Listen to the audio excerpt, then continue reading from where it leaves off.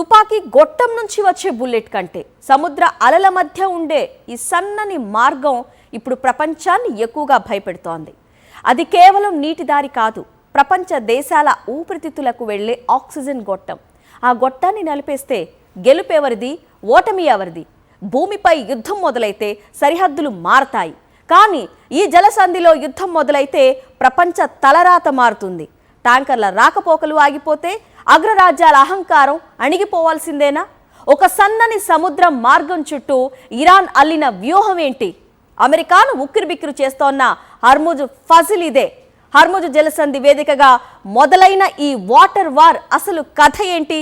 Hormuz జలసంధి చుట్టూ తిరుగుతున్న గ్లోబల్ పాలిటిక్స్ పై సాక్షి స్పెషల్ రిపోర్ట్. ఒకవైపు పర్షియన్ గల్ఫ్, మరోవైపు ఓమన్ గల్ఫ్.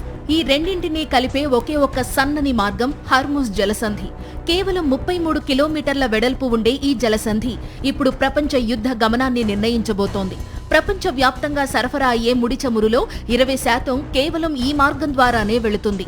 అంటే ఒక్కరోజు ఈ జలసంధి మూతపడినా ప్రపంచం అంధకారంలోకి వెళ్లడం ఖాయం. పెట్రోల్, డీజిల్ ధరలు ఆకాశాన్ని తాకుతాయి. దేశాల ఆర్థిక వ్యవస్థలు కుప్పకూలుతాయి. ఈ జలసంధిపై భౌగోళికంగా ఇరాన్కు పూర్తి పట్టు ఉంది. ఒకవేళ యుద్ధం మరింత తీవ్రతరమైతే ఇరాన్ ఈ మార్గాన్ని బ్లాక్ చేసే అవకాశం ఉందన్నది పాశ్చాత్య దేశాల భయం. అదే గనుక జరిగితే అమెరికా, దాని మిత్ర దేశాలకు భారీ దెబ్బ తగులుతుంది. చమురు కోసం గల్ఫ్ దేశాలపై ఆధారపడే ప్రతి దేశం ఇబ్బందుల్లో పడుతుంది. అందుకే ఈ జలసంధిని తమ ఆధీనంలో ఉంచుకోవడానికి అగ్రరాజ్యాలు పోటీ పడుతున్నాయి. ఇక్కడ పట్టు సాధించిన వారే ప్రత్యర్థి దేశాల ఆర్థిక మూలాలను దెబ్బతీయగలరు. రక్తం చిందించకుండానే శత్రువును లొంగదీసుకోవాలంటే హర్ముజ్ జలసంధిని గుప్పెట్లో ఉంచుకోవడమే ఏకైక మార్గం. చివరికి మిగిలేది ఒకటే మాట: హర్ముజ్ జలసంధి ఎవరి కంట్రోల్లో ఉంటే ఈ యుద్ధంలో విజయం వారిని వరిస్తుంది.